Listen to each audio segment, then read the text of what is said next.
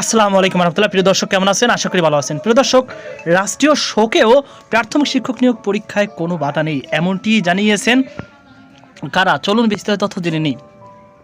প্রিয় দর্শক, BNP chairperson ও সাবেক প্রধানমন্ত্রী বেগম খালেদা জিয়ার মৃত্যুতে বুধবার থেকে শুক্রবার পর্যন্ত 31 ডিসেম্বর এবং 1 ও 2 জানুয়ারি 3 দিনের রাষ্ট্রীয় শোক ঘোষণা করেছে সরকার।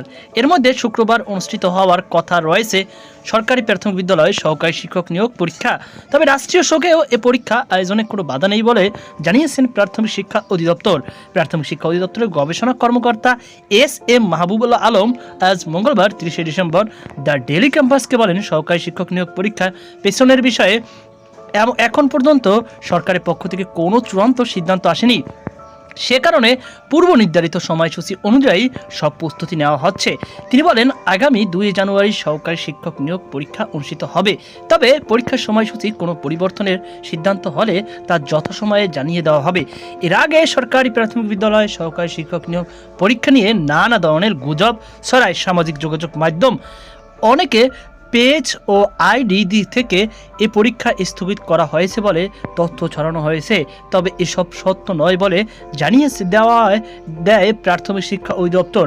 নির্ধারিত সময়সূচি অনুযায়ী 2 জানুয়ারি অনুষ্ঠিত হবে পরীক্ষা। গত শনিবার 27 ডিসেম্বর থেকে প্রবেশপত্র ডাউনলোড শুরু হয়েছে। জানা গেছে, প্রশ্ন ফাঁসের অভিযোগে প্রাথমিক শিক্ষা অধিদপ্তরের আওতাধীন হিসাব সহকারী পদের পরীক্ষাও স্থগিত করা হয়েছে।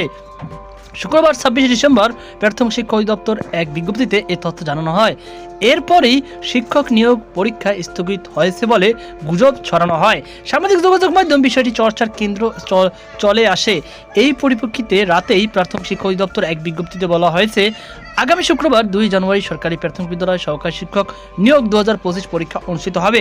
বিজ্ঞপ্তিতে বলা হয়, সরকারি প্রাথমিক বিদ্যালয়ে সহকারী শিক্ষক পদে নিয়োগের লক্ষ্যে লিখিত পরীক্ষা আগামী 2 জানুয়ারি সকাল 10টা থেকে বেলা 11টা পর্যন্ত আবেদনকারীদের নিজ নিজ জেলায় অনুষ্ঠিত হবে।